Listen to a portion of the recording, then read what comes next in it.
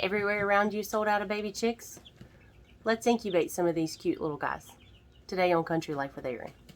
Welcome to Country Life with Erin, where I'm going to talk about some of the things that I do here at our house.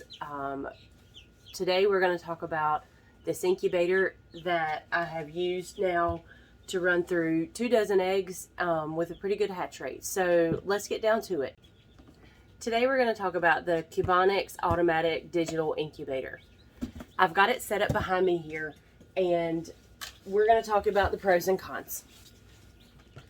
Let me pull it apart, and I'll pull the pieces up there close so you can see how things go. So this is your dome, and as you can see, it's cool right now, so don't pay any attention to the readouts. But this is your temperature readout. This is your humidity readout, and then you've got two lights over on the right hand side, one that shows that your heater is on and one that shows that your turner is automatically turning, and that is currently off. In the process of running through this, we're going to reset this today, and you'll see that light come on. This incubator has 3 easy to use buttons. The menu button, which toggles through your temperature and your days to hatch. As you can see, that says 0 because I just ran through a 21-day hatch cycle and got those cute little baby chicks, and I'll show you how to reset that here in a few minutes. So it toggles through your days to hatch and back to your temperature. Your plus sign is your plus sign here is how you can push the button and make your turner turn your eggs, although that happens automatically for you. And then your minus will turn your candler on. As you can see, that light comes on. It's really bright. I've used it to candle eggs in both of my hatches, and I really liked it. I thought it worked well. So the plus and minus also will let you add or subtract temperature from your temperature gauge here if you wanted to set it for a different temperature than what comes preset. So from the factory, this comes preset for 99.5, and it reads your percentage of humidity in your incubator throughout your hatch. If you wanted to reset that, there are instructions. You can hold this menu button down until it beeps, and then you can add or subtract to get what you prefer. Most sources will tell you that your eggs need to be 99.5 to 102 degrees for 21 days for chicken eggs. I like to err on the side of caution. I keep them around 99.5 to 100. I've had a really good success rate with that, so that's what I would recommend, is to leave it at factory settings. It also comes preset for 21 days, which is your normal chicken eggs. Some of your other eggs may take a little longer than that. You'll have to do some research on that if you're hatching something other than chicken eggs.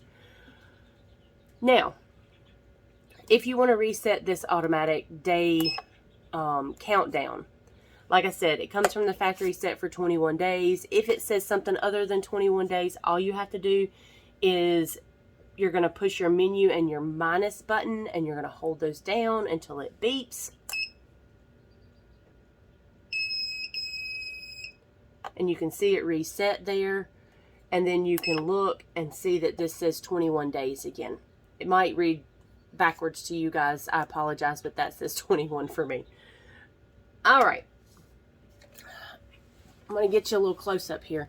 So hopefully you can see that says power source, and then this says automatic, or it says egg turner on there. So this has 2 plugs, so your power cord plugs into one, and then your egg turner from the base plugs into the other. That times out your egg turning. This will turn once every hour for 180 degrees, so that's going to rotate your eggs every hour to keep them turned appropriately. One other thing on this dome, as you can see, there's a little door here that you can use to help adjust your humidity, and I'll talk about that as we go. So that is your lid. One more thing, if you'll notice, and it's a little difficult to see, I'll try to get you, This has little notches in it. That comes in, that's an important detail for you to note. I'll tell you why in a minute. So, here's your base. Your turning mechanism is in the very bottom of the base, and then you have this cover that works to turn your eggs, and then your turner. So all of this sets down on here. This post from the base and your turning mechanism in the very bottom here is what turns your eggs. And then this cover, it only fits on this post one way. It has a little flat side on one side, so you'll need to kind of turn it. And then you want it, as you can see, this has ridges in it. You want it to set down in those ridges, so when the base turns this top cover, the yellow part turns as well. Now, this cover also covers your water reservoir. As you can see, there's a deep reservoir, and then there's a little shallower reservoir here. And if you can see, there's a little hole in there that connects to this outer reservoir. I like this incubator because it allowed me to add water to my reservoir to keep my humidity where I wanted it throughout without taking the top on and off. So, if you'll look, this reservoir here has these little posts. So you'll fill your water up to the bottom of those posts, and it fills in the deeper reservoir for the beginning of your incubation. So days 1 through 18, you're going to run with just this big part full and up to the bottom of those posts, and that's going to keep your humidity somewhere between 45 and 55%. A little fluctuation there is fine. If you're averaging around 50, your eggs are going to do fine.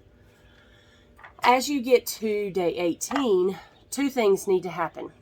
One, they suggest taking out this turner, and the automatic function on your lid will stop automatically turning your eggs for you so that your chicks can get where they need to get to open up on the inside of the eggs. The other thing that should happen is you need to go ahead and fill this reservoir up full, and it's going to kind of, as you fill it, it's going to run into the reservoir, and then it's going to spill over into this other section, because for the last 3 days of your incubation, you want that humidity to be around 60%. Somewhere between 60 and 70, 55 to 65%. The reason it's really important to keep that humidity up around 60% is because as those eggs and those chicks are coming out of that egg, that membrane on the inside needs to stay nice and moist. That's why that higher humidity, because you don't want that to what's called shrink wrap your chick. So if that humidity drops suddenly, if you open your incubator too many times as those chicks are hatching, you could drop that humidity down and it could shrink wrap your chick inside that membrane, making it difficult for them to get out of the egg. So keep that in mind. It's really important to keep that humidity up at the very last 3 days of your incubation, just to make sure that that doesn't happen. So we're going to put this back together here. The other, actually 3 things have to happen. So you've taken out your turner, you've filled your secondary reservoir.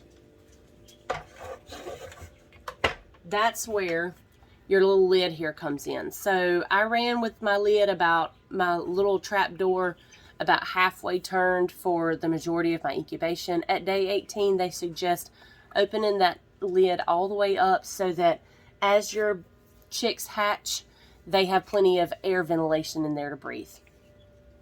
As you'll also notice, this auto turning button has turned on. So as I reset that for 21 days, the auto turning came back on so that it will turn those eggs.